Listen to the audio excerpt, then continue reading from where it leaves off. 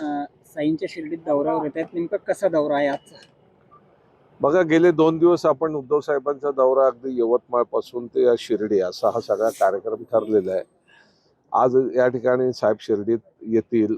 नित्य नियमाप्रमाणे बाबांच्या चरणी लीन होण्यासाठी साईबाबांचं दर्शन होईल आणि त्यानंतर या ठिकाणी या मेळाव्याला ते संबोधित करतील. गेले 2 दिवस संपूर्ण या राज्यावर उद्धव साहेबांचा दौरा हा अतिशय चर्चेचा विषय आहे. कारण ज्या पद्धतीने जनता रस्त्यावर कार्यकर्त्यांचा मेळावा आहे, पावसामुळे सभागृहात आयोजित केलेला हा मेळावा आहे, परंतु जिकडे तिकडे ह्या मेळाव्याला जाहीर सभेचं स्वरूप आलेलं आहे.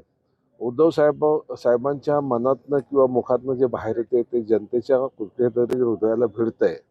त्यामुळे आज त्या पलीकडच्या बाजूला गेलेले जे कोण बंडखोर असतील त्यांच्याही पायाखालची जमीन हादरलेली दिसते. त्या प्रत्येकाच्या बोलण्यातनं, त्या प्रत्येकाच्या चालण्यातनं कुठेतरी या बाबतीत आपण चुकलो की काय, किंवा कुठेतरी या बाबतीत आता आपण जो घेतलेला निर्णय आहे त्या निर्णयाला जनता माफ करणार नाही ही भावना त्यांच्या मनामध्ये पक्की झालेली आहे.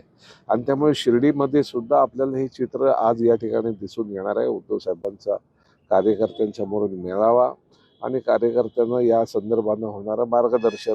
कारण गेली 20 वर्ष नाही म्हटलं तरी या ठिकाणी शिवसेनेचा खासदार सातत्यानं लोक निवडून देत आहेत आणि लोकांची इच्छा असते की दिलेल्या खासदारांनी जनतेची अतिशय प्रामाणिकपणे कामं केली पाहिजे.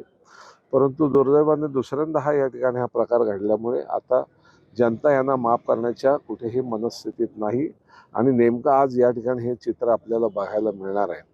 पण शेवटी शिवसैनिकांच्या जोरावरती इकडे निवडून येणारे प्रतिनिधी असे पण हिरवी गायबच नसायचे, परंतु शिवसैनिक त्या ठिकाणी आपल्या कामातनं या ठिकाणी या सगळ्या कामामध्ये निर्माण होणारी पोकळी भरून काढायची. जनतेच्या कामात सातत्याने शिवसैनिक या ठिकाणी कार्यरत असायचे आणि त्यामुळे आता पुन्हा एकदा शिवसैनिकांच्या जोरावरती या ठिकाणी भविष्यात येणारी लोकसभा ही आम्हाला काबीज करायची आणि त्या दृष्टीने आज या ठिकाणी निवडणूक हे आमच्या दृष्टीने महत्त्वाचं नाही, परंतु या ठिकाणी कुठेतरी याच बाबतीत जी काय कोणी मस्ती केली आहे, गद्दारी केली आहे, त्यांना कुठे धडा मिळालाच पाहिजे आणि या सगळ्या माध्यमातून या सगळ्या गोष्टी शिकवता येतील. त्यामुळे येणाऱ्या लोकसभेची निवडणूक असेल भविष्यातील किंवा त्या दृष्टीने कार्यकर्त्यांना बळ किंवा कार्यकर्त्यांना ताकद देण्याचा एक जो पक्षप्रमुखांचा नित्याचा एक जो कार्यक्रम असतो त्याप्रमाणे आजची ही सभा या ठिकाणी गाजेल याची मला खात्री आहे. आजचा नेमका दिवसभराचा कार्यक्रम त्यांचा कसा असेल? पत्रकारांशी ते संवाद साधणार आहे? निश्चितच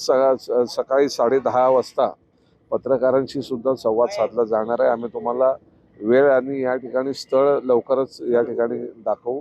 सकाळी पत्रकार परिषद होईल. स्वतः उद्धव साहेब असतील, आदित्य साहेब असतील, संजय राऊतांसोबत इतर आमचे अनिल देसाई, अरविंद सावंत, विनायक राऊत ही सगळी मंडळी सोबत आहेत. ही सगळी मंडळी आपल्याला संबोधित करीत असताना या ठिकाणी त्याच गेल्या 2 ते 3 दिवसात आमच्या जिल्हा प्रमुखांनी उपजिल्हा प्रमुख असतील त्यांच्या सगळ्या सहकार्याने अतिशय मेहनत घेतलेली आहे. सुदैवाने या ठिकाणी पावसाची प्रतीक्षा होती आणि पावसाच्या साक्षीने हे सगळं झालं तर निसर्गाचाही ह्या गोष्टीला कुठेतरी आशीर्वाद आहे हे त्या बाबतीत स्पष्ट होईल. कारण आतापासूनच पावसाची फार मोठी चाहूल या ठिकाणी दिसते आणि त्यामुळे निश्चित उद्याचा शिवसैनिकांचा मेळावा हा फार मोठी ताकद या जिल्ह्यातील कार्यकर्त्यांना देऊन जाईल, या जिल्ह्यातील मतदारांना या संदर्भाने. कारण शेवटी नाही म्हटलं तरी सगळ्यात आधी उद्धव साहेबांनी मतदारांची माफी मागितली आहे की मी जो तुम्हाला प्रतिनिधी दिला तो तुमच्याशी इमानदारीत राहिला नाही, त्याबद्दल मी दिलगिरी व्यक्त करतो. अशा फार मोठ्या विशाल हृदयाचा नेता ज्या पक्षाकडे त्या पक्षाच्या कधीही कुठल्या हिताला बाधा येणार नाही, तो पक्ष भविष्यात मजबूतच होईल अशी इकडच्या जनतेला खात्री असल्यामुळे उद्धव साहेबांच्या स्वागताला इकडची जनता सज्ज आहे. उद्धव ठाकरेंच्या दौऱ्याच्या पार्श्वभूमीवर शिर्डी लोकसभा मतदारसंघातील काही माजी जिल्हा प्रमुख असतील, काही पदाधिकारी असतील तालुक्यातील, हे शिंदे गटात जाताना दिसत आहे. काय नेमकं हे राजकारण चाललंय? बघा, आता हे राजकारण काय आजचं नाही आहे. गेल्या 2-2.5 वर्षात सगळ्या राजकारणाची संपूर्ण सवय की आहे. सगळं राजकारण पत्रकार म्हणून आपल्याला आमच्यापेक्षा जास्त पाठ आहे.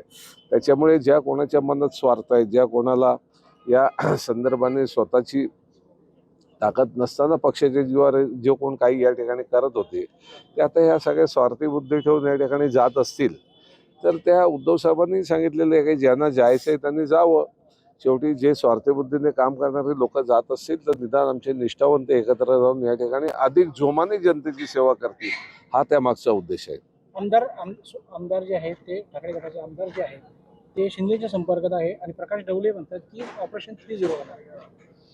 आता बघा, हे सहा खासदारांचं ऑपरेशन झाल्यानंतर त्यांच्या प्रत्येक साध्या साध्या कार्यकर्त्याला ऑपरेशनचीच आठवण येते. ऑपरेशनचे अनेक प्रकार असतात, लक्षात ठेवा.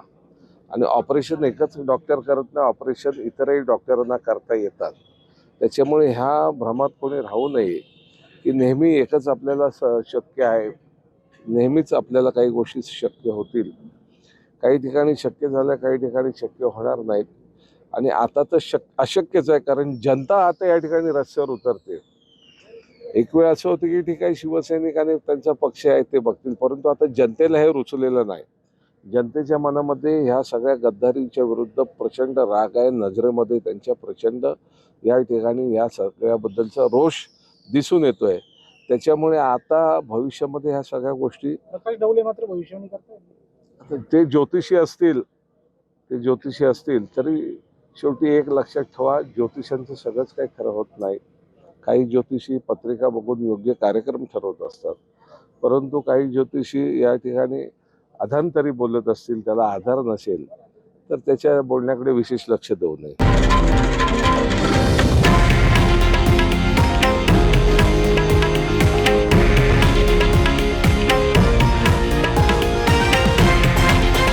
हे आहे देशातील नंबर 1 न्यूज नेटवर्क आणि आपण पाहत आहात TV9 मराठी, एकमेव.